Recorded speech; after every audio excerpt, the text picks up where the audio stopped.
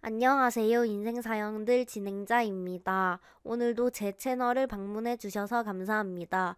오늘은 사연 시작 전에 감사 인사를 드리고 시작하겠습니다.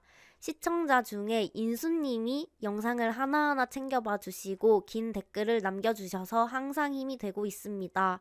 인수님도 오늘 하루 좋은 일만 있으셨으면 좋겠습니다.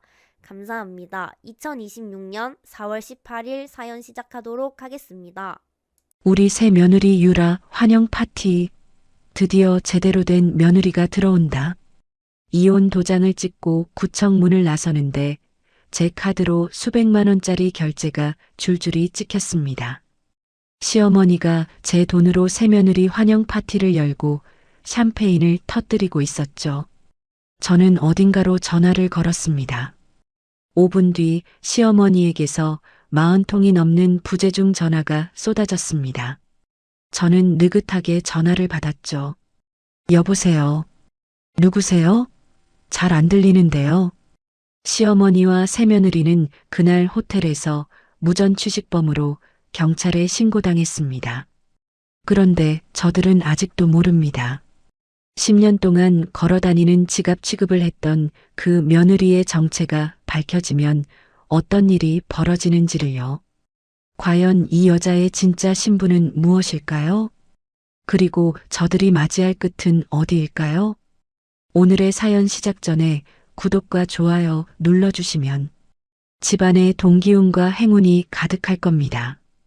구청 건물을 빠져나오는 민우의 뒷모습을 저는 멍하니 바라보고 있었습니다. 민우는 오유라의 허리를 감싸 안은 채 주차장 쪽으로 걸어가고 있었죠. 유라가 민우의 어깨에 머리를 기대며 깔깔거렸고 민우는 제가 서 있는 쪽을 힐끗 돌아보더니 입꼬리를 비틀어 올렸습니다. 꼬박 10년이었습니다. 10년을 그 사람 하나만 바라보고 살았습니다. 새벽 4시에 일어나 도시락을 싸고 낮에는 남의 집 귀한 자식들 과외를 3군데씩 뛰었습니다. 민우가 의대 공부 힘들다고 책상을 내리치며 때려치우겠다고 소리를 지를 때마다 저는 그 손을 잡고 할 수 있다. 조금만 더 버티자며 달래고 또 달랬죠. 그렇게 제 손으로 만들어 놓은 의사였습니다. 한 달 전 민우가 식탁 위에 사진 한 묶음을 툭 던져놨습니다. 이거 뭐야? 보면 몰라. 유라야. 유라 너의 아버지가 강남에서 떵떵거리는 제일 큰 병원 원장님이셔. 민우가 냉장고에서 물병을 꺼내 벌컥벌컥 마시며 말했습니다. 긴 말 필요 없고 이혼해줘. 뭐라고? 귀 먹었어? 이혼하자고. 도장 찍으라고. 저는 떨리는 손으로 사진을 집어들었습니다. 고급 식당에서 촛불을 켜놓고 서로 눈을 맞추는 민우와 유라. 호텔 로비에서 팔짱을 끼고 웃는 두 사람. 사진마다 날짜가 찍혀 있었는데 제일 오래된 게 무려 2년 전이었습니다. 2년이나 나 몰래 이러고 다녔어? 그게 지금 중요해? 나 이미 마음 떠났으니까 구질구질하게 매달리지 말고 깔끔하게 끝내자.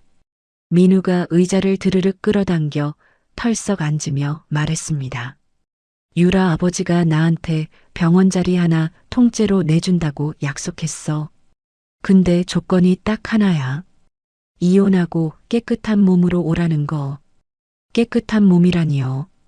저를 10년 동안 머슴처럼 부려먹고 뼈가 빠지도록 뒷바라지하게 한 사람이 이제 볼일 끝났으니 때 벗기듯 저를 벗어던지겠다는 소리였습니다.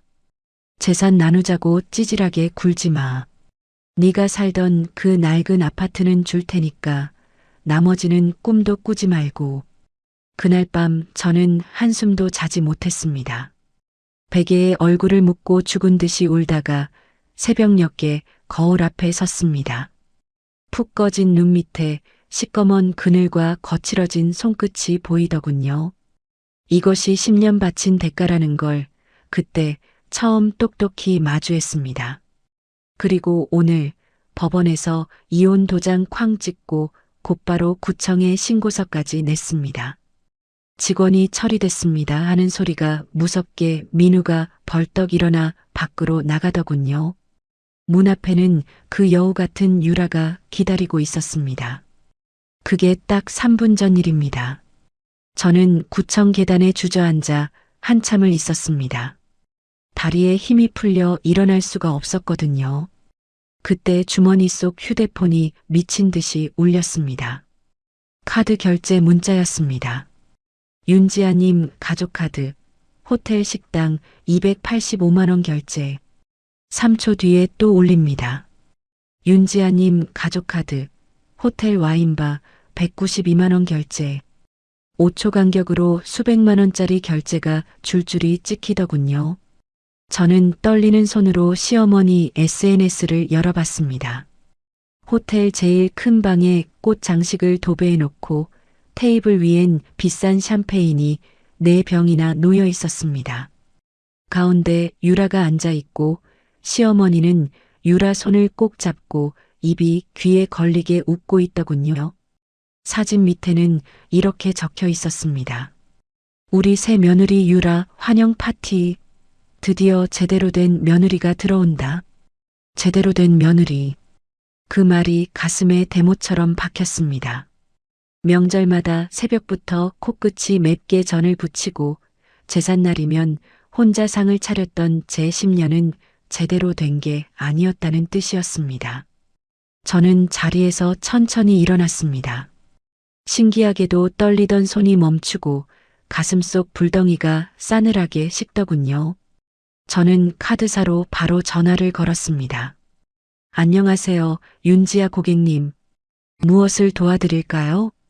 제 명의로 된 가족카드 전부 다 지금 당장 정지시켜 주세요.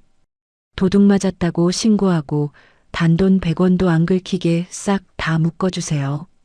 전부 다 말인가요? 네, 하나도 빠짐없이요. 전화를 끊고 시계를 봤습니다. 1분, 3분 딱 5분이 지나자 전화기가 터질 듯이 울리기 시작했습니다. 시어머니였습니다. 부재중 전화가 30통이 넘고 문자도 쏟아졌습니다. 야, 이 미친년아.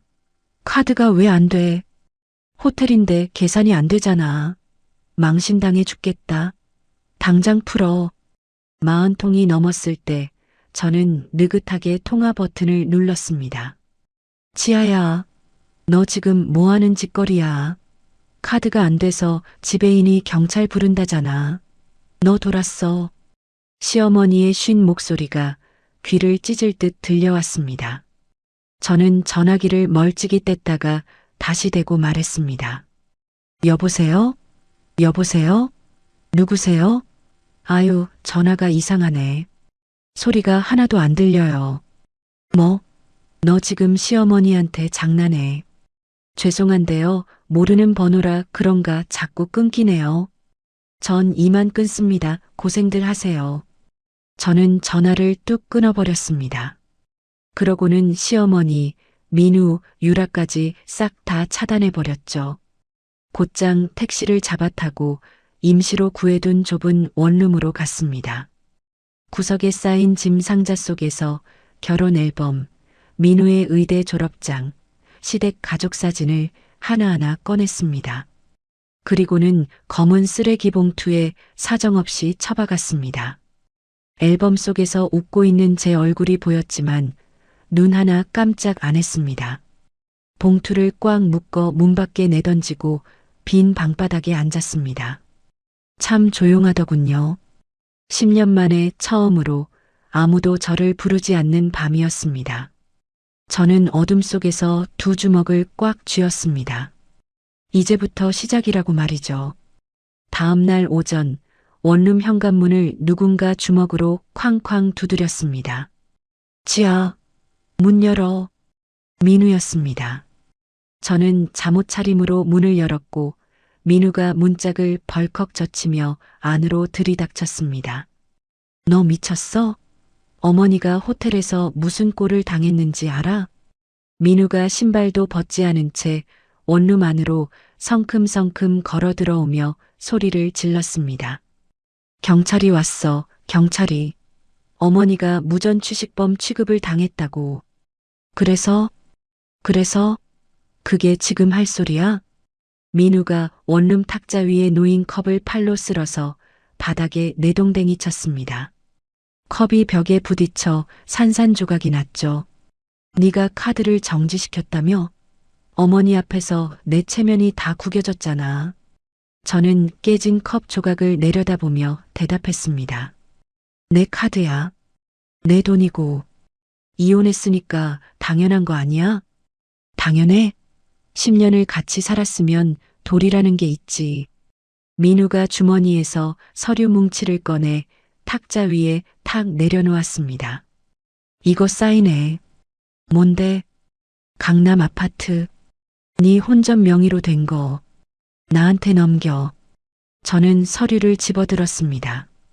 부동산 명의 이전 관련 서류였습니다. 받는 사람 칸에 강민우라고 적혀 있었죠. 이게 무슨 소리야? 그건 내 아파트잖아. 유라랑 신혼집이 필요해. 네가 거기 혼자 살 거야? 이 좁은 원룸도 있잖아.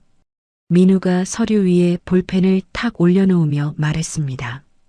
정신적 피해 보상이라고 생각해. 어머니한테 한 짓도 있고. 저는 볼펜을 들어서 민우의 앞에 도로 밀어놓았습니다. 싫어.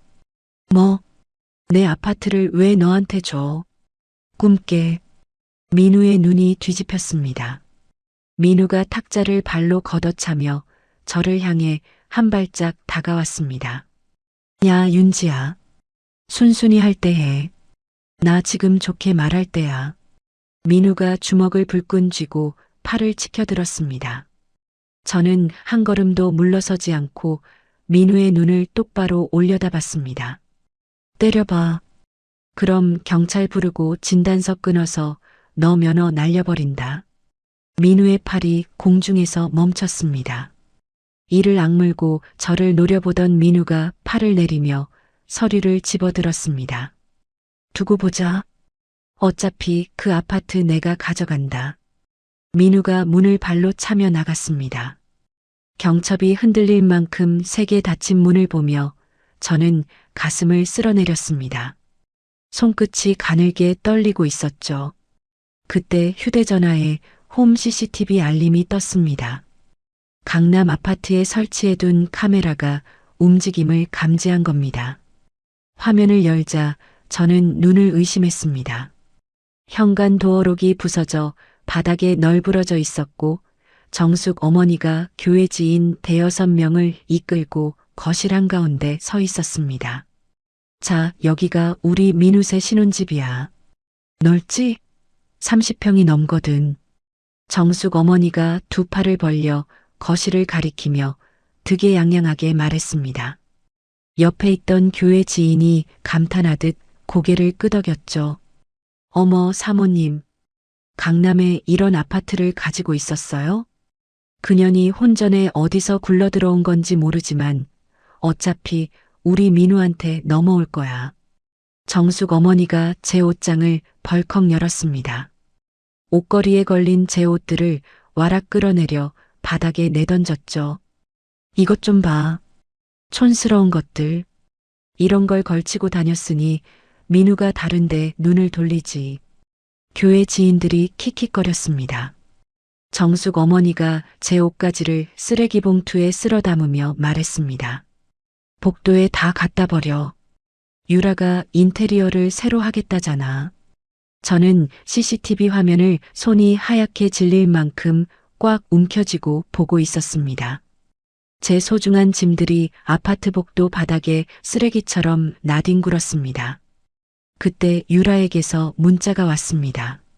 언니, 조용히 짐 넘기고 꺼지면 아파트 값에서 좀 챙겨줄게. 깔끔하게 가자. 응? 사진이 한 장 딸려 있었습니다. 유라가 제 거실 소파에 다리를 꼬고 앉아 찍은 셀카였죠. 제 집, 제 소파, 제 거실에서 유라가 주인 행세를 하고 있었습니다. 저는 바로 112에 전화를 걸었습니다.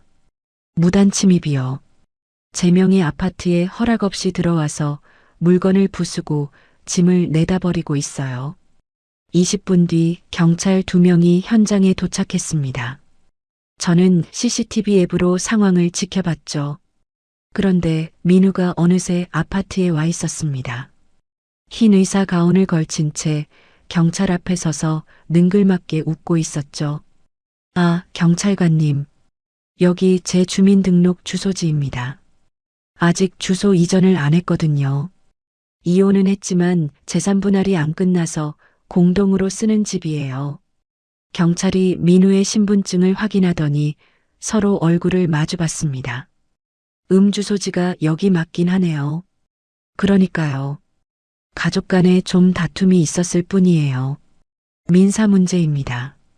민우가 의사 가운 깃을 매만지며 경찰에게 고개를 살짝 숙였습니다.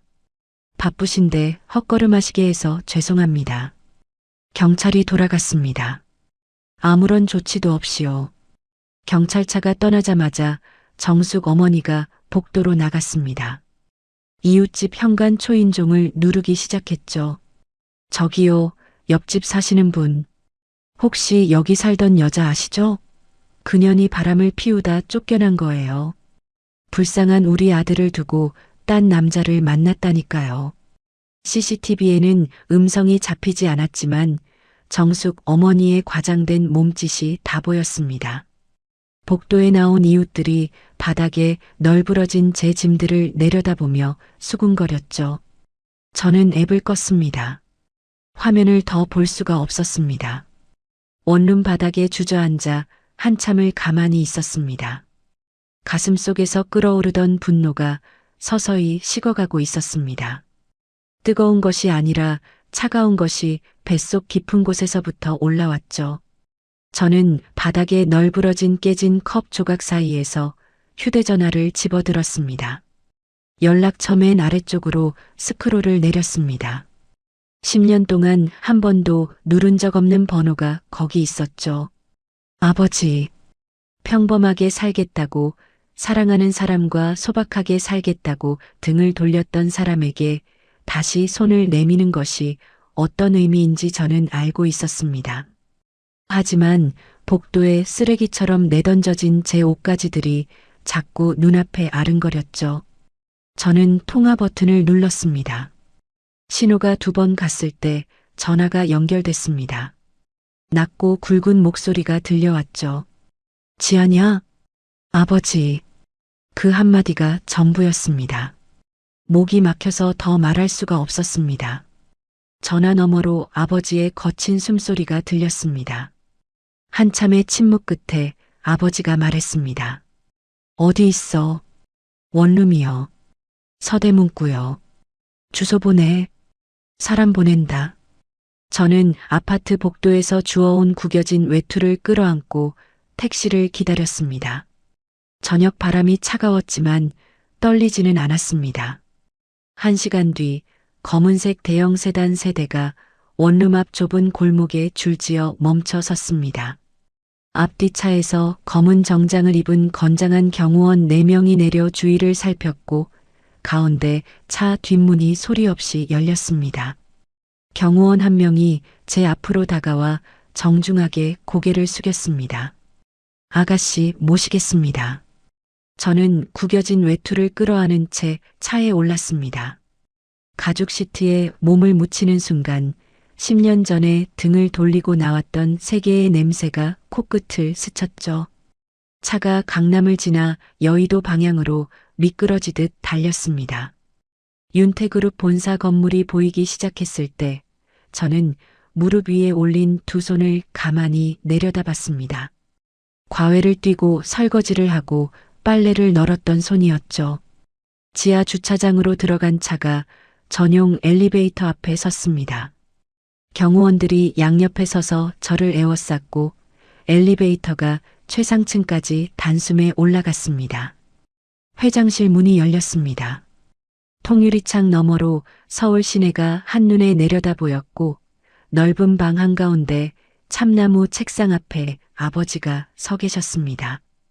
흰 머리카락이 10년 전보다 훨씬 많아져 있었습니다. 깊게 팬 주름 사이로 아버지의 눈이 저를 보고 있었죠. 저는 문 앞에 선 채 한 발짝도 떼지 못했습니다. 10년 전 의대생 민우와 결혼하겠다고 했을 때 아버지의 얼굴이 떠올랐습니다. 그 빈털터리 녀석이랑 살겠다고? 내 딸이 왜 고생을 사서 해? 아버지, 저는 그 사람이 좋아요. 돈 말고 제 힘으로 살아보고 싶어요. 나가. 그러고 싶으면 나가서 실컷 해봐라. 대신 다시는 이 문 들어올 생각 마라. 그날 아버지는 저를 등 뒤에서 부르지 않았습니다. 저도 뒤돌아보지 않았죠. 그랬던 아버지가 지금 제 앞에 서 계셨습니다. 원망도 잔소리도 없이 저를 바라보고만 계셨죠. 아버지, 목소리가 갈라졌습니다. 저는 입술을 꽉 깨물었지만 눈물이 먼저 쏟아졌습니다.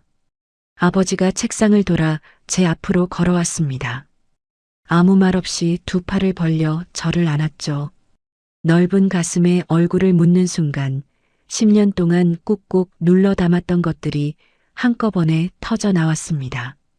아버지, 저 바보같이 살았어요. 됐다. 다 됐어. 아버지가 제 머리를 천천히 쓸어내리며 말했습니다. 울 만큼 울어라. 다 쏟아내고 나서 얘기하자. 한참을 울었습니다. 정숙 어머니에게 맞은 손등도 새벽마다 싸던 도시락도 복도에 내던져진 옷가지들도 전부 눈물에 실려 쏟아져 나왔죠. 눈물이 그치자 아버지가 책상 위 내선 전화를 들었습니다.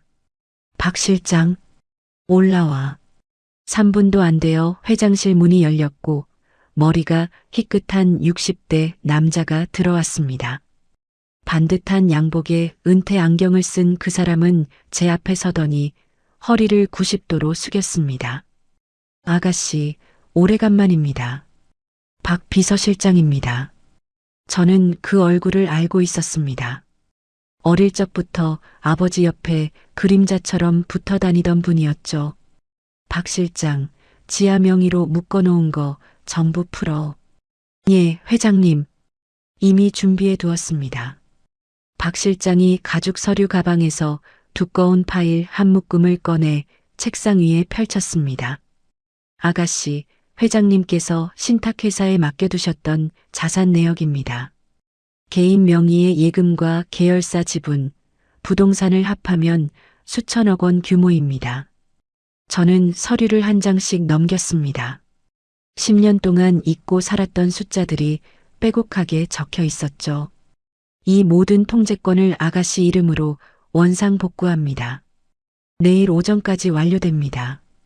서류를 넘기던 제 손이 한 페이지에서 멈췄습니다. 부동산 목록 가운데 낯익은 주소가 보였죠. 강남구 논현동. 민우가 봉지기로 일하고 유라의 아버지가 운영하는 메디컬 빌딩이었습니다. 박 실장님, 이 건물이 제 거예요? 박 실장이 안경 너머로 제 눈을 보며 고개를 끄덕였습니다. 그렇습니다. 아가씨 명의의 부동산입니다. 그동안 제가 현장에서 대리로 관리해 왔습니다. 잠깐만요. 그러면 혹시 민우랑 유라 아버지가 명절마다 찾아가서 인사하던 건물주 어르신이 접니다, 아가씨. 저는 의자 등받이에 몸을 기대며 천장을 올려다봤습니다. 민우가 명절마다 양손 가득 선물을 들고 굽실거리며 비위를 맞추던 그 까다로운 건물주가 박 실장이었다니. 유라 아버지도 임대료 올려달라는 말에 쩔쩔매며 고개를 조아렸다고 민우가 투덜거리던 기억이 났습니다. 회장님 지시로 아가씨의 신분이 노출되지 않도록 제가 건물주 행세를 해왔습니다. 아버지가 창가에 서서 팔짱을 낀 채 말했습니다. 네가 아무리 연을 끊었어도 내 딸인데 최소한의 안전장치는 해놔야지. 저는 아버지를 바라봤습니다. 10년 동안 모른 척했지만 한시도 저를 놓지 않고 있었던 거죠. 아버지, 고맙습니다. 고마워할 것 없다. 내 거니까. 아버지가 내선 전화를 다시 들었습니다. 차도진 변호사 불러. 10분 뒤 회장실 문이 열리고 검은 정장에 날카로운 눈매를 가진 남자가 들어왔습니다. 키가 크고 어깨가 넓었지만 인상은 차가웠죠. 서류 가방을 옆구리에 끼고 성큼성큼 걸어와 아버지 앞에 섰습니다. 차도진입니다. 부르셨습니까, 회장님?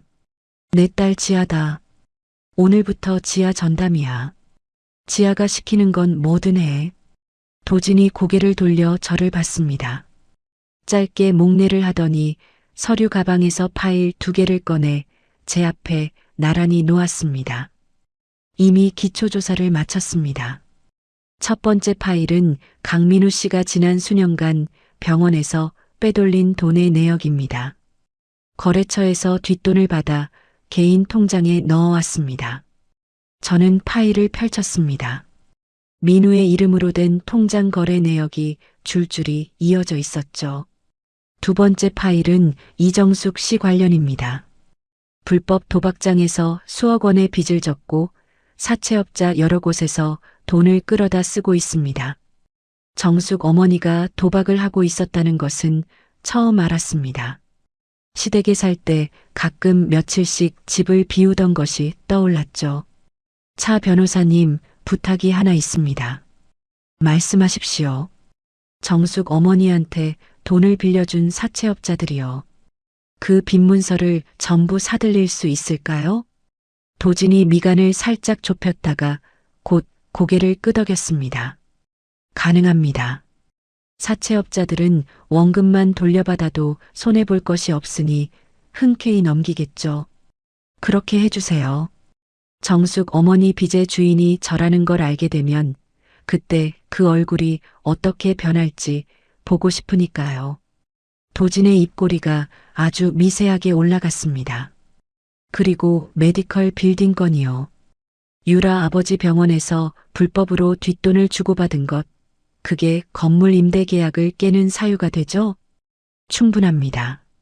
계약 위반 조항에 해당하고 건물 비워달라는 소송도 즉시 가능합니다. 저는 자리에서 일어나 통유리창 앞으로 걸어갔습니다. 서울 시내의 불빛이 발 아래로 쏟아지고 있었죠. 10년 동안 저는 스스로 작아지기로 선택했었습니다. 재벌가의 딸이라는 이름을 버리고 평범한 아내로 살면 행복할 줄 알았죠. 그 대가가 복도에 내던져진 옷가지와 쓰레기 취급이었습니다. 이제 되찾을 차례였습니다. 며칠 뒤 윤태그룹 본사 꼭대기층에 있는 VIP 스위트룸 하나가 비밀 상황실로 바뀌었습니다. 도진이 출입문에 보안 장치를 새로 달고 창문마다 방음 필름을 붙였죠. 긴 테이블 위에 파일과 노트북이 빼곡하게 늘어서 있었고 벽면 한쪽에는 민우, 정숙 어머니, 유라 아버지의 사진이 나란히 붙어 있었습니다. 정숙 씨 사채권은 어제부로 전부 매입 완료했습니다. 도진이 의자에 앉아 서류를 넘기며 말했습니다. 사채업자 4곳, 총 빚이 원금과 이자 합쳐서 8억이 넘습니다. 이제 그 빚의 유일한 주인은 아가씨입니다. 정숙 어머니가 아직 모르죠? 당연히 모릅니다. 알게 되는 날은 제가 정하겠습니다. 도진이 파일 하나를 더 꺼내 테이블 위에 펼쳤습니다. 유란의 병원 쪽도 꼬리가 잡혔습니다. 건강보험공단에 청구한 진료비 내역을 추적했는데 실제 진료 기록과 맞지 않는 건이 수백 건입니다. 쉽게 말하면 뭔가요? 환자를 치료한 것보다 훨씬 부풀려서 나라 돈을 타냈다는 겁니다. 조직적으로요. 저는 고개를 끄덕였습니다. 메디컬 빌딩 계약 해지 소송은요? 서류 준비 끝났습니다. 불법 행위를 한 세입자에게 나가라고 통보할 수 있는 근거가 충분합니다. 아가씨가 결심하시면 바로 들어갑니다. 아직이요. 때를 고를 겁니다. 도진이 고개를 살짝 기울이며 저를 봤습니다. 시기를 보신다? 네. 가장 높이 올라갔을 때 밟아야 가장 아프니까요. 도진이 볼펜을 탁 내려놓으며 희미하게 웃었습니다. 그날부터 저와 도진은 매일 밤을 새웠습니다. 도진은 의료업계 안쪽에 심어둔 사람들을 통해 민우의 출입국 기록을 뽑아냈죠. 해외 의료봉사 명목으로 출국한 기록이 6번 있습니다. 그런데 같은 날짜에 유라도 동일한 목적지로 출국했습니다. 봉사가 아니라 여행이었다는 거죠. 맞습니다. 게다가 출국 시점마다 민우 씨 해외 계좌에 목돈이 입금됐습니다. 병원 경비를 빼돌려 만든 비자금입니다. 도진이 노트북 화면을 돌려 보여줬습니다. 민우의 해외 계좌 거래 내역이 날짜 순으로 정리되어 있었죠. 제가 새벽마다 도시락을 싸고 과외를 뛰던 그 시간에 민우는 유라와 해외에서 제 상상도 못할 돈을 쓰고 있었습니다. 저는 화면을 가만히 들여다보다가 노트북을 닫았습니다. 충분합니다. 아가씨. 도진이 자리에서 일어나 커피를 한 잔 따라 제 앞에 놓으며 말했습니다. 제가 이 일을 맡으면서 한 가지 궁금한 게 있었습니다. 뭔데요? 수천억 원의 자산을 가진 분이 왜 10년 동안 그 사람들한테 당하며 살았는지요. 저는 커피잔을 두 손으로 감싸 쥐었습니다. 사랑했으니까요. 바보같이. 도진이 아무 말 없이 고개를 끄덕이고 자기 자리로 돌아갔습니다. 그 이후로 도진은 다시는 그 질문을 꺼내지 않았죠. 그 무렵 민우와 유라의 청첩장이 돌기 시작했습니다.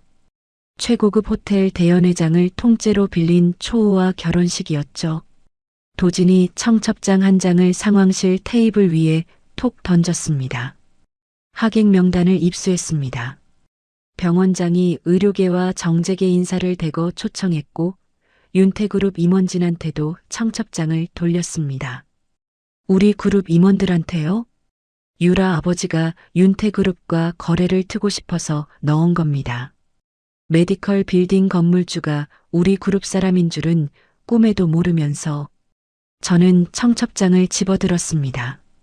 금박으로 찍힌 민우와 유라의 이름이 나란히 적혀 있었죠. 차 변호사님, 저 이 결혼식에 갈 겁니다.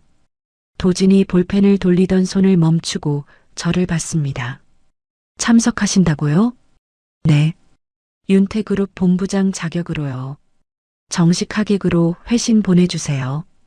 도진이 3초쯤 저를 바라보다가 고개를 끄덕였습니다. 알겠습니다. 그날 제가 필요한 것들을 준비해 두겠습니다.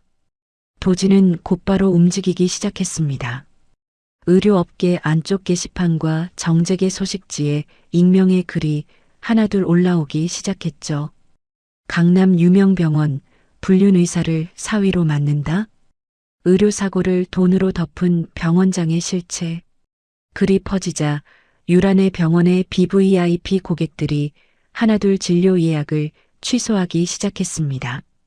병원 매출이 눈에 띄게 줄었고 유라 아버지가 직원들을 불러 모아 소문의 출처를 찾으라고 호통을 쳤다는 소식이 들어왔죠. 민우도 불안했는지 병원 직원들을 붙잡고 누가 글을 올렸냐며 따져 물었지만 아무도 답을 내놓지 못했습니다. 쥐도 새도 모르게 뿌려놨습니다. 출처 추적은 불가능합니다. 도진이 노트북을 닫으며 담담하게 말했습니다. 결혼식 전까지 이 정도면 충분히 흔들어 놓을 수 있습니다. 저는 상황실 벽에 붙은 민우의 사진을 바라봤습니다. 의사 가운을 입고 자신만만하게 웃는 그 얼굴을. 결혼식 일주일 전 저는 청담동의 한 숍 앞에 섰습니다. 도진이 미리 연락을 해두었는지 매장 문이 열리자마자 직원들이 일렬로 서서 저를 맞았죠. 오늘 매장 전체를 아가씨 전용으로 비워두었습니다.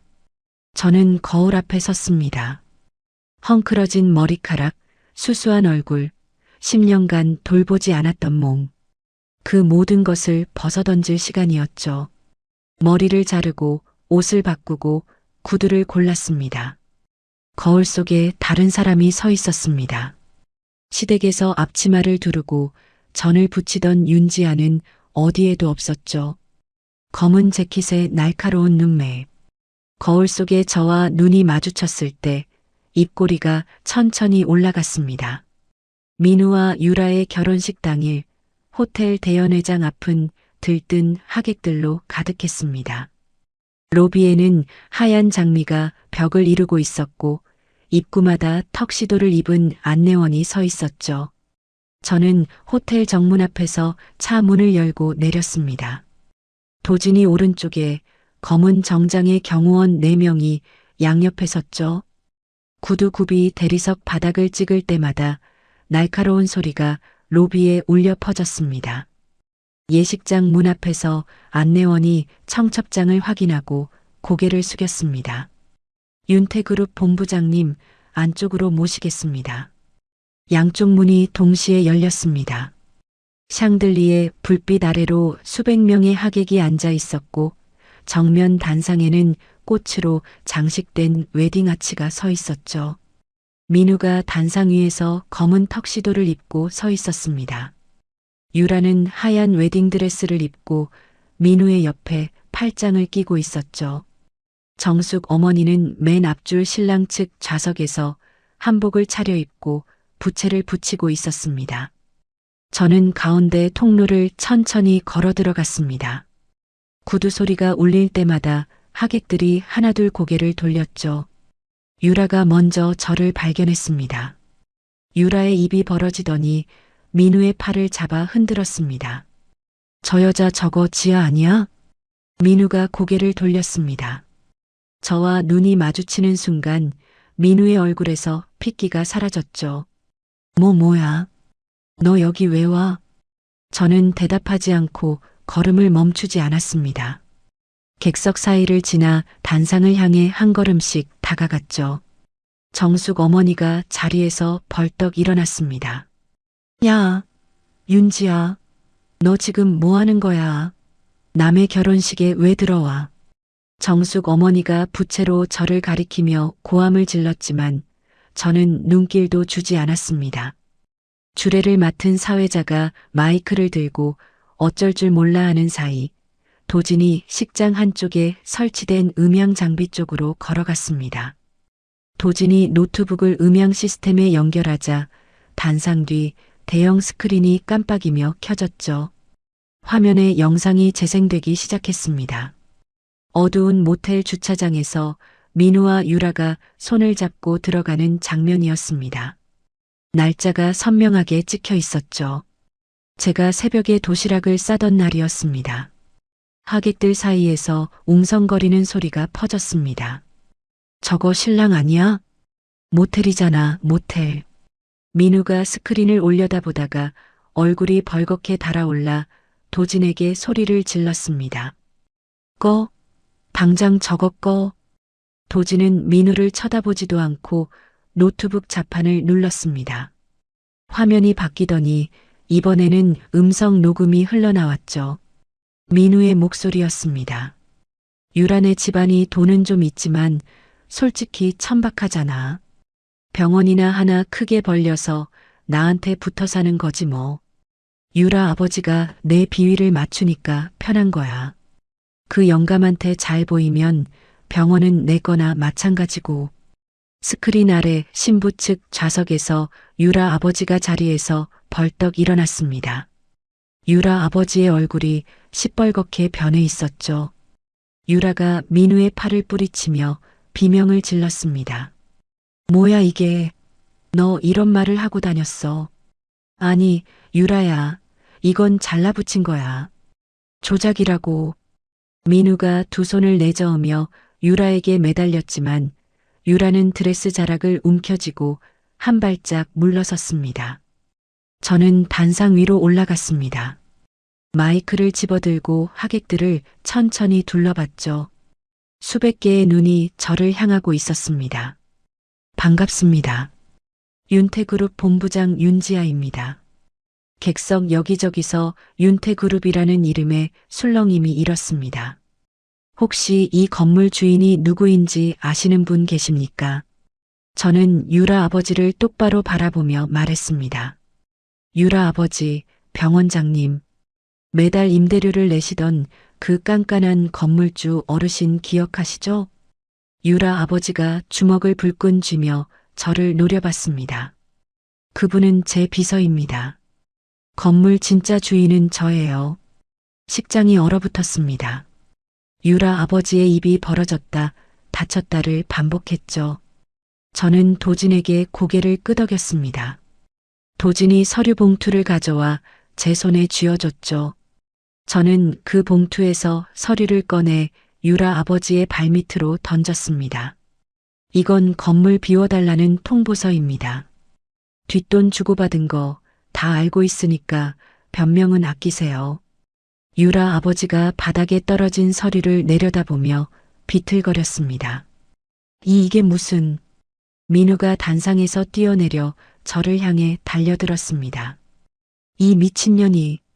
민우의 손이 제 팔에 닿기 직전 경호원 2명이 민우의 양팔을 잡아 비틀었습니다. 민우가 무릎부터 바닥에 꿇어앉으며 신음을 흘렸죠.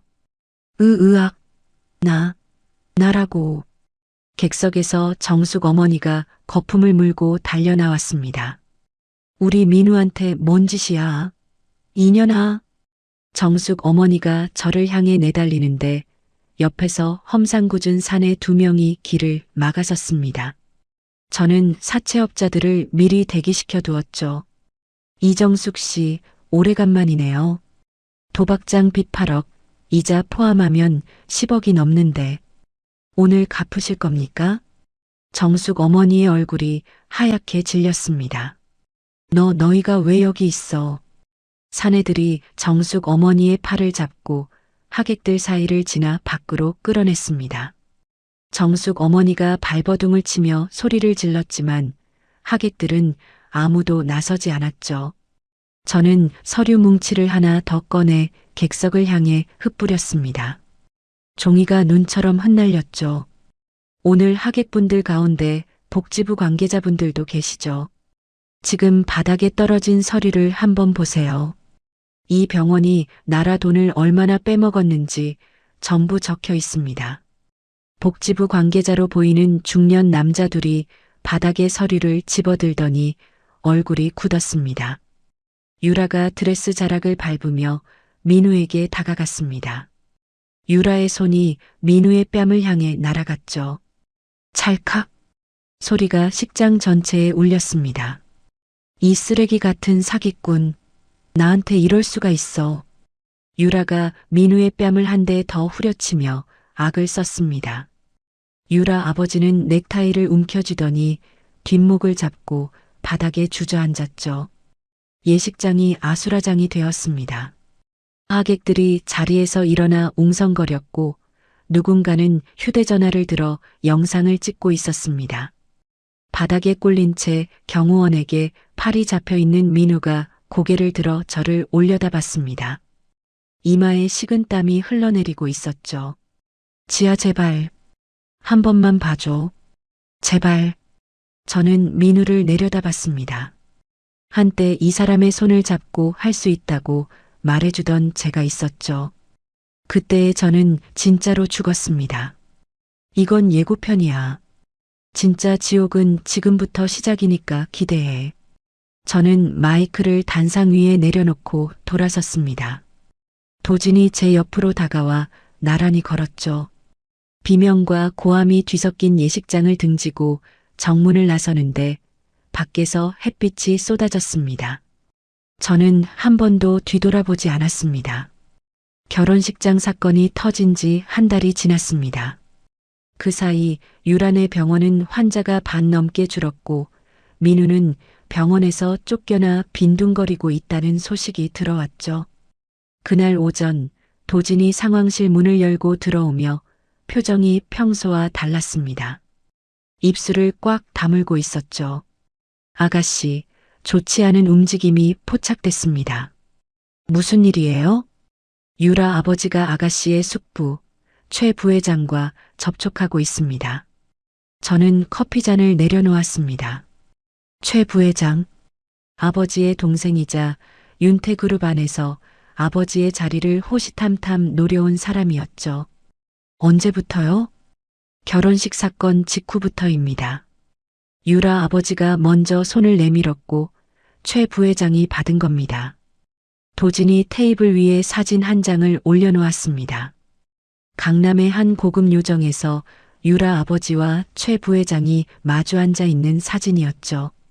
병원을 잃게 생긴 유라 아버지가 아가씨를 끌어내리겠다고 최 부회장한테 매달린 겁니다. 저는 사진을 들여다봤습니다. 최 부회장의 얼굴에 떠오른 웃음이 보였죠. 먹잇감을 발견한 사람의 표정이었습니다. 그로부터 일주일 뒤 아침 7시에 초인종이 울렸습니다. 문을 열자 검찰 수사관 8명이 서 있었죠. 윤지아 씨, 윤태그룹 자금 횡령 혐의로 압수수색 영장이 발부되었습니다. 수사관들이 밀물처럼 들어와 서재의 서류를 쓸어갔습니다. 노트북 외장하드, 파일함. 손이 닿는 것은 전부 상자에 담았죠. 같은 시각 윤태그룹 본사에도 수사관들이 들이닥쳤습니다. 비서실 직원이 떨리는 목소리로 전화를 걸어왔죠. 본부장님, 본사도 압수수색 중입니다. 회장님, 비서실까지 전부요. 저는 전화를 끊고 도진에게 연락했습니다. 차 변호사님, 뉴스 보셨어요? 지금 확인하고 있습니다. 도진의 목소리가 낮게 가라앉아 있었죠. 가짜 장부입니다. 아가씨가 메디컬 빌딩을 관리하면서 그룹 비자금을 횡령했다는 내용으로 꾸며져 있습니다. 최 부회장 쪽에서 만든 겁니다. 증거는요? 교묘합니다. 실제 거래 내역에 가짜 숫자를 섞어놨습니다. 한눈에 구별하기 어렵게 만들었죠. 점심때가 되자 뉴스가 터졌습니다. 윤태그룹 후계자, 수백억대 횡령 의혹, 검찰 전격 수사. 기사 제목이 모든 포털 사이트 첫 화면을 도배했습니다. 윤태그룹 주가가 장이 열리자마자 곤두박질 쳤죠. 최 부회장은 이 틈을 놓치지 않았습니다. 그날 오후 긴급 이사회 소집을 요구했죠. 회사가 이 지경이 된 것은 검증되지 않은 사람을 본부장에 앉힌 탓입니다. 윤지아 본부장 해임안과 윤 회장의 대표이사 직무 정지안을 상정합니다. 최 부회장의 목소리가 녹음 파일로 전해져 왔습니다. 도진이 이사회 안에 심어둔 사람이 실시간으로 보내준 것이었죠. 그 다음 날 더 나쁜 소식이 왔습니다. 민우가 검찰에 출석했습니다. 도진이 상황실로 뛰어들어오며 말했습니다. 유라 아버지가 민우를 꼬드긴 겁니다. 결혼 생활 중에 아가씨가 회사 돈을 빼돌리는 걸 직접 목격했다고 거짓 진술을 했습니다. 저는 테이블 위에 두 손을 짚었습니다. 손가락 끝이 하얗게 질릴 만큼 힘이 들어갔죠. 그날 저녁 모르는 번호로 전화가 왔습니다. 나야, 지아. 민우였습니다. 네가 가진 메디컬 빌딩 있잖아. 그거 유라한테 넘기고 50억을 쥐어주면 내가 검찰에 가서 말 바꿔줄 수 있어. 민우의 목소리에는 비열한 여유가 묻어 있었습니다. 네가 아무리 재벌 딸이어도 검찰 수사를 이기기는 힘들걸. 감방 가기 싫으면 나한테 잘해. 저는 전화기를 귀에서 떼고 화면을 내려다봤습니다. 통화 녹음 표시 등이 빨갛게 깜빡이고 있었죠. 생각해 볼게. 저는 그 한마디만 하고 전화를 끊었습니다. 다음 날 새벽 아버지가 쓰러졌습니다. 비서실에서 급하게 전화가 왔죠. 회장님께서 의식을 잃으셨습니다. 지금 중환자실로 옮기는 중입니다. 병원에 도착했을 때 아버지는 산소 마스크를 쓰고 누워 계셨습니다. 심장 모니터가 규칙적으로 소리를 냈지만 아버지의 얼굴은 종이장처럼 하얘져 있었죠. 저는 아버지의 손을 잡았습니다. 거칠고 마른 손이었습니다. 평생을 바쳐 일군 회사가 제 복수 때문에 흔들리고 있다는 것을 아버지가 알고 계셨던 거죠. 아버지, 죄송합니다. 제가 반드시 바로잡을게요. 대답은 없었습니다. 심장 모니터 소리만 중환자실에 울렸죠. 병원을 나서자 도진이 복도에서 기다리고 있었습니다. 아가씨, 이사회 결과가 나왔습니다. 임원 과반수가 최 부회장 편으로 돌아섰습니다. 해임한 표결이 다음 주로 잡혔습니다. 그룹 임원들도요? 제 편이라고 했던 사람들이 전부 등을 돌렸습니다. 저는 병원 복도 창밖을 바라봤습니다. 밤하늘에 별 하나 보이지 않았죠. 그날부터 검찰 조사가 시작됐습니다. 차가운 조사실에서 수사관 3명이 돌아가며 같은 질문을 반복했죠.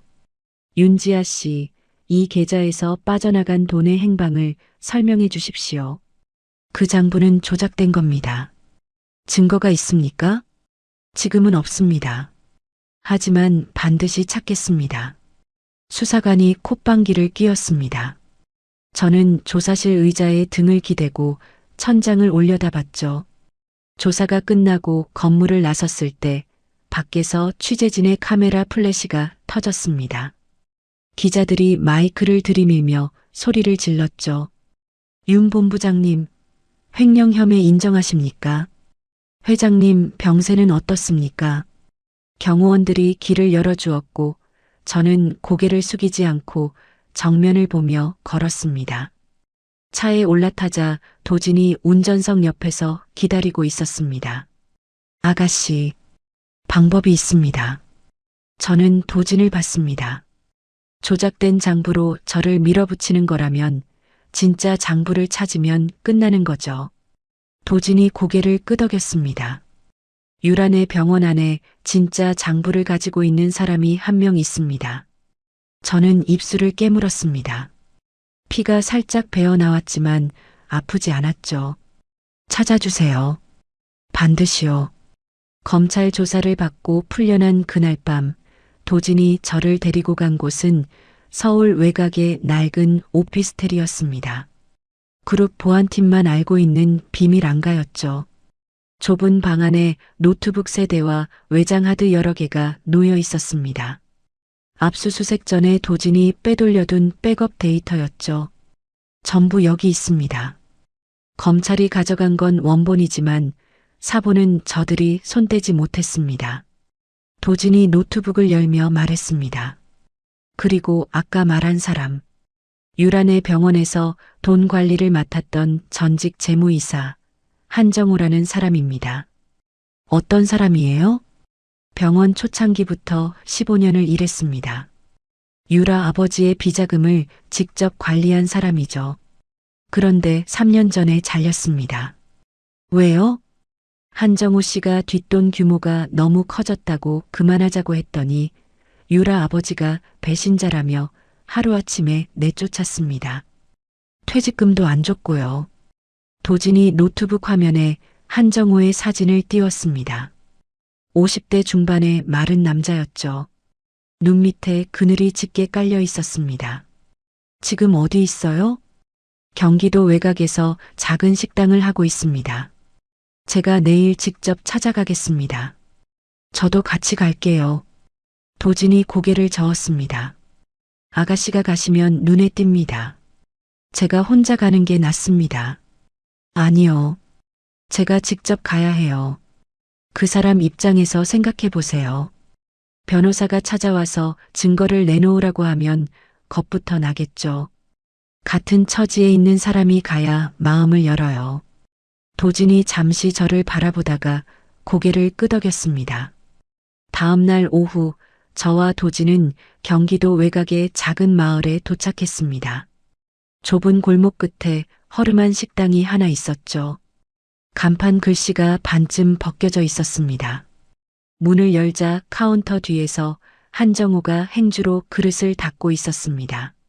사진보다 더 마르고 지쳐 보였죠. 한정우가 고개를 들었다가 도진의 명함을 보고 눈이 흔들렸습니다. 변호사님이 왜 이런 데까지? 한정우 씨, 잠깐 앉아서 이야기할 수 있을까요? 도진이 조용히 말했고 한정우가 고개를 저으며 손사래를 쳤습니다. 아닙니다. 저는 아무것도 몰라요. 돌아가 주세요. 한정우가 뒷걸음질을 쳤습니다. 저는 한 발짝 앞으로 나가며 말했습니다. 한정우 씨, 저는 윤지아라고 합니다. 윤지아요? 요즘 뉴스에 나오는 그 윤지아 맞아요. 횡령범으로 몰린 사람이요. 한정호의 눈이 커졌습니다. 지금 저한테 씌워진 혐의가 전부 가짜라는 거 한정호 씨가 제일 잘 아실 거예요. 그 장부를 만든 게 누군지도요. 한정호가 행주를 꽉 움켜쥐었습니다. 손가락이 하얗게 질렸죠. 저는 거기 관여 안 했습니다. 관여 안 하셨죠. 하지만 진짜가 뭔지는 아시잖아요. 한정호가 입술을 떨었습니다. 저는 카운터 앞 의자에 천천히 앉았습니다. 한정호 씨, 15년을 일하고 퇴직금도 못 받고 쫓겨나셨죠. 옳은 말을 했는데 배신자 취급을 당하셨고요. 한정호의 눈가가 붉어졌습니다. 저도 10년을 바쳤어요. 남편을 의사로 만들었는데 쓰레기 취급을 당했죠. 한정호 씨랑 저랑 같은 사람한테 당한 거예요. 한정호가 행주를 내려놓았습니다. 한참 동안 바닥을 내려다보던 한정호가 떨리는 목소리로 말했습니다. 그 장부 원본이 따로 있습니다. 도진이 몸을 앞으로 기울였습니다. 병원장이 유령 회사를 여러 개 만들어서 돈을 돌렸어요. 수백억이 넘습니다. 그리고 그 돈 중 일부가 최 부회장한테 흘러갔습니다. 증거가 있습니까? 한정호가 식당 뒤쪽 창고로 들어갔습니다. 1분 뒤 손에 작은 USB 하나를 들고 나왔죠. 제가 잘리기 전에 복사해 둔 겁니다. 언젠가는 쓸 날이 올 거라고 생각했어요. 그런데 혼자서는 감히 엄두를 못 냈습니다. 한정호가 USB를 도진에게 내밀었습니다. 도진이 두 손으로 받아들었죠. 한정호 씨, 이걸로 끝나는 게 아닙니다. 검찰 특수부에 직접 제출해야 합니다. 한정호 씨가 내부 고발자로 나서주셔야 해요. 한정호의 얼굴에 두려움이 스쳤습니다. 그러면 저도 위험해지는 거 아닙니까? 제가 끝까지 지켜드리겠습니다. 제 이름을 걸고요. 저는 한정호의 눈을 똑바로 바라보며 말했습니다. 한정호 씨한테 빚진 퇴직금, 제가 갚아드릴게요. 그것보다 더 크게요. 한정호가 고개를 떨구었다가 천천히 들어 올렸습니다. 하겠습니다. 그날 밤 도진은 USB 안의 데이터를 밤새 분석했습니다. 유령회사 4곳을 통해 빠져나간 돈의 흐름이 선명하게 드러났죠. 그리고 그 끝에는 최 부회장의 개인 계좌가 있었습니다. 완벽합니다. 이 자료면 가짜 장부와 진짜 장부의 차이를 한눈에 증명할 수 있습니다. 도진이 새벽녘에 커피를 마시며 말했습니다. 내일 아침 대검찰청 특수부에 바로 제출합니다. 이사회는요? 모레입니다. 최 부회장이 해임한 표결을 모레로 잡았습니다. 그러면 이사회 당일에 터뜨려야겠네요. 도진이 고개를 끄덕였습니다. 이사회 당일 오전 저는 윤태그룹 본사 건물 앞에 섰습니다. 한 달 전에 경호원들에게 막혀 들어가지 못했던 정문이었죠. 최 부회장이 제 출입을 차단해 놓았습니다. 경비원 2명이 저를 가로막았습니다. 죄송합니다, 본부장님. 출입이 제한되어 있습니다. 비켜요. 최 부회장님 지시가. 저는 경비원의 어깨를 밀치고 안으로 들어갔습니다. 엘리베이터를 타고 이사회가 열리는 층에 도착했을 때 경호원 4명이 회의실 앞을 막고 서 있었죠. 저는 멈추지 않았습니다. 문을 두 손으로 밀어 젖히고 안으로 들어갔습니다. 긴 테이블 양쪽에 이사진 12명이 앉아 있었고 상석에 최 부회장이 앉아 있었습니다. 최 부회장이 서류를 들고 일어서려던 참이었죠. 해임안에 대한 표결을. 최 부회장의 말이 끊겼습니다. 저를 보았죠. 최 부회장의 눈이 가늘어졌습니다. 지아, 여기 어떻게 들어온 거냐? 나가. 숙부, 잠깐만 기다리세요. 보여드릴 게 있거든요. 저는 회의실 벽면에 대형 스크린 앞으로 걸어갔습니다. 도진이 건네준 USB를 스크린에 연결된 노트북에 꽂았죠. 화면이 켜졌습니다. 유령 회사 4곳의 통장 거래 내역이 스크린 가득 펼쳐졌습니다. 이게 뭐냐? 최 부회장이 자리에서 벌떡 일어났습니다. 숙부가 유라 아버지랑 같이 만든 유령 회사예요. 여기서 수백억이 빠져나갔고 그 돈이 숙부 개인 계좌로 들어갔죠. 이사진의 시선이 스크린과 최 부회장 사이를 오갔습니다. 날 줘다. 전현이 만들어낸 가짜 자료야. 최 부회장이 테이블을 주먹으로 내리치며 소리를 질렀습니다. 그 순간 회의실 문이 다시 열렸습니다. 검찰 특수부 수사관 6명이 줄지어 들어왔죠. 맨 앞에 수사관이 최 부회장 앞에 서며 신분증을 내밀었습니다. 최 부회장님, 비자금 조성 및 증거 위조 혐의로 긴급 체포합니다. 최 부회장의 얼굴이 허옇게 변했습니다. 뭐라고? 이게 무슨 짓이야? 그리고 이번 수사를 지휘한 김 부장 검사는 유착 혐의로 직위 해제되었습니다. 수사관 2명이 최 부회장의 양팔을 잡았습니다. 최 부회장이 발버둥을 치며 이사진을 돌아봤죠. 야, 너희들이 가만히 앉아서 보고만 있을 거야. 나를 도와. 아무도 대답하지 않았습니다. 한 달 전에 최 부회장 편으로 돌아섰던 이사들이 고개를 숙이고 테이블만 내려다보고 있었죠. 최 부회장이 끌려나가며 저를 돌아봤습니다. 윤지아, 이 은혜를 모르는 년아.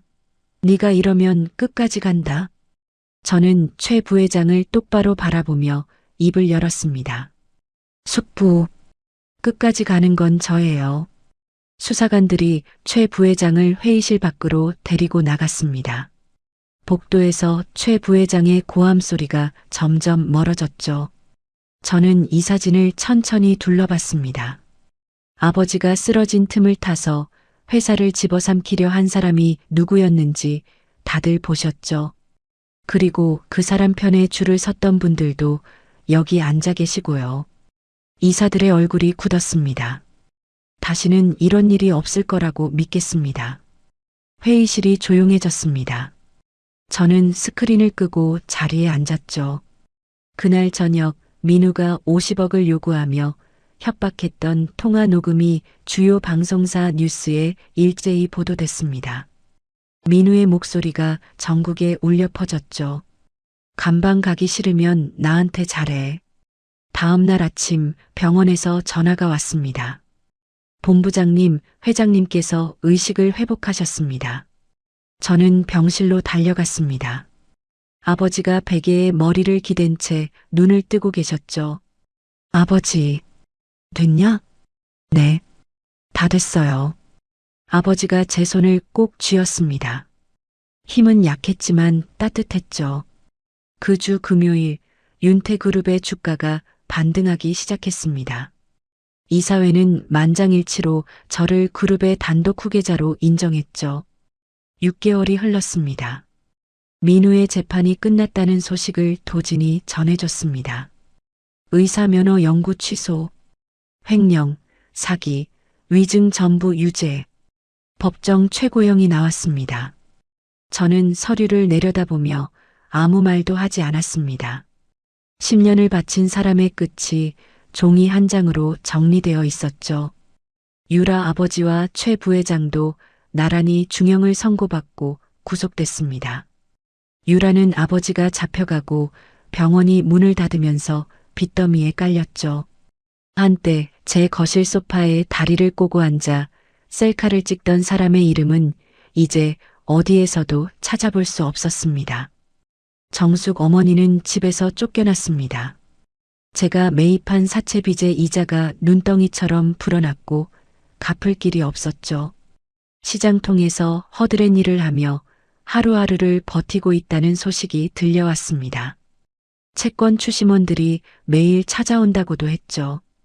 어느 날 오후 저는 교도소 면회실에 앉아 있었습니다. 두꺼운 유리병 너머로 민우가 나타났습니다. 처음에는 민우인 줄 몰랐습니다. 광대뼈가 튀어나오고 눈이 푹 꺼져 있었죠. 수의를 입은 민우가 유리벽 앞 의자에 풀썩 주저앉았습니다. 민우가 저를 올려다봤습니다. 한때 승리자처럼 비열하게 웃던 그 눈에 아무것도 남아있지 않았죠. 지아. 민우의 목소리가 갈라져 있었습니다. 한 번만 봐줘. 제발. 내가 잘못했어. 내가 미쳤었어. 민우가 유리벽에 이마를 갖다 대며 말했습니다. 이마가 부딪힐 때마다 둔탁한 소리가 났죠. 선처해줘. 응? 너한테 못할 짓을 한 건 맞아. 근데 이러다 나 여기서 죽어. 제발. 민우의 눈에서 눈물이 흘러내렸습니다. 코를 훌쩍이며 유리벽을 손바닥으로 짚었죠. 저는 민우의 얼굴을 가만히 들여다봤습니다. 새벽 4시에 일어나 도시락을 싸던 날들이 떠올랐습니다. 의대 시험 전날 손을 잡아주며 할 수 있다고 말해주던 제가 떠올랐죠. 그때의 저는 진심이었습니다. 하지만 그 진심을 쓰레기통에 쳐넣은 건 민우였죠. 저는 자리에서 천천히 일어났습니다. 거기서 평생 썩어. 민우의 눈이 커졌습니다. 지아, 가지마. 제발. 유리병 너머로 민우가 두 주먹으로 유리를 두드리는 소리가 들렸습니다. 저는 뒤돌아보지 않고 면회실 문을 열고 나왔죠. 복도를 걸어 나오는 동안 민우의 울음소리가 점점 멀어졌습니다. 교도소 정문을 나서자 햇빛이 얼굴에 쏟아졌습니다. 저는 눈을 감고 한번 크게 숨을 들이쉬었죠. 끝났습니다. 윤태그룹 본사로 복귀한 저는 아버지 곁에서 경영을 배우며 사업을 하나씩 이끌어갔습니다.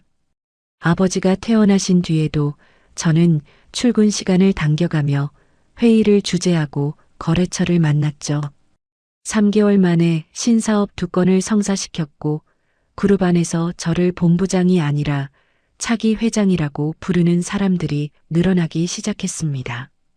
이사회에서 등을 돌렸던 임원들이 하나둘 고개를 숙이고 찾아왔지만 저는 실적으로만 대답했습니다.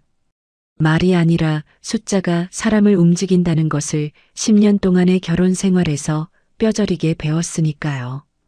어느 금요일 저녁 도진이 상황실에 들어왔습니다. 서류 가방이 아니라 종이봉투 하나를 들고 있었죠. 아가씨, 할 말이 있습니다. 무슨 일이에요? 도진이 종이봉투에서 작은 상자를 꺼내 테이블 위에 올려놓았습니다. 가죽으로 된 네모난 상자였죠. 이건 업무 보고가 아닙니다. 도진이 의자를 끌어당겨 제 맞은편에 앉으며 말했습니다. 이 사건이 끝나면 말씀드리려고 했습니다. 아가씨 옆에서 같이 밤을 새우고 같이 뛰어다니고 같이 싸우면서 도진이 잠시 말을 끊었습니다. 도진의 귀끝이 살짝 붉어져 있었죠. 늘 차갑고 날카롭기만 하던 사람이 처음 보여주는 모습이었습니다. 변호사가 아니라 한 사람으로서 아가씨와 밥 한 끼 같이 먹고 싶습니다. 저는 테이블 위의 상자를 바라봤습니다. 뚜껑을 열자 작은 손목시계가 들어 있었죠. 화려하지 않았습니다. 얇고 단정한 시계였습니다. 비싼 건 아닙니다. 다만 아가씨가 새로 시작하는 시간에 함께하고 싶다는 뜻입니다. 저는 시계를 꺼내 손목에 올려봤습니다. 딱 맞았죠. 밥 한 끼가 아니라 2끼 정도는 사줘야 하지 않을까요? 그동안 야근 수당도 못 받았는데 도진의 입꼬리가 올라갔습니다. 처음 보는 환한 웃음이었죠. 일주일 뒤 저는 강남의 옛 아파트 앞에 섰습니다. 정숙 어머니가 부수고 들어왔던 그 현관문이 새 것으로 바뀌어 있었죠. 도진이 미리 손을 써서 아파트를 완전히 새로 꾸며 놓았습니다. 벽지부터 바닥재까지 하나도 남기지 않고 전부 뜯어내고 다시 깔았죠. 새 현관문의 비밀번호를 누르고 안으로 들어섰습니다. 넓은 거실에 새 가구가 놓여 있었고 창문으로 오후 햇빛이 쏟아지고 있었습니다. 저는 거실 한가운데 서서 천천히 둘러봤습니다. 유라가 다리를 꼬고 앉았던 소파도 정숙 어머니가 제 옷을 끌어내리던 옷장도 없었습니다. 그 흔적이 하나도 남아있지 않았죠. 온전히 제 것이었습니다.